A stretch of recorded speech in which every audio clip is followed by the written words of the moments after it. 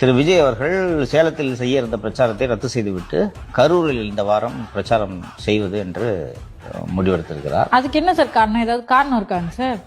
அண்ணன் செந்தில் பாலாஜி முப்பெரும் விழா நடத்தினார் அல்லவா? இந்த இன்ஃபுளுசர்லாம் கூப்பிட்டு பிரம்மாண்டமாக நடந்துச்சுன்னு சொல்லுங்க. ஒரு திருப்பு முன்ன அரங்கத்துக்கு உள்ள 1 லட்சம் வெளியில 1.5 லட்சம்னு போட்டாங்கல்ல. தானா சேர்ந்த கூட்டம் எவ்வளவு வருதுன்னு பாருங்கன்ட்டு அண்ணன் செந்தில் பாலாஜியின் கோட்டையிலேயே ஓட்டை போட திரு செந்தில் பாலாஜி அவர்கள் கரூரை பொறுத்தவரை ஒரு எறும்பு நுழைந்தா இருந்தா கூட அண்ணன்ட்ட பர்மிஷன் வாங்கிட்டு தான் உள்ள நுழைற மாதிரி வச்சிருக்கிறாரு. அங்க போய் போடுறது ஒரு உண்மையான ஹீரோ பாக்குற வேலையா இல்லையா? செந்தில் பாலாஜிக்கு இது பெரிய நெருக்கடியா இல்லையா?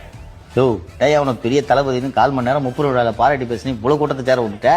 ஸோ இவ்வளவு நாள் கூட்டத்துக்கு வரதுக்கு தான் காசு கொடுத்துட்டு இருந்தாங்க, வராம இருக்கிறதுக்கு அண்ணன் கொடுப்பாரு என்ன? அதனால் இது ஒரு ரியல் சேலஞ்சா இருக்கும் இல்லையா? போன வாரே 40 கோடி செலவு பண்ணிட்டாரு. என்ன இதுக்கு மேல எங்க சார் இருக்கா? அதெல்லாம் எடுப்பாரு. அண்ணன் கிட்ட இல்லாத காசா? என்ன நினைச்சிட்டு இருக்கீங்க?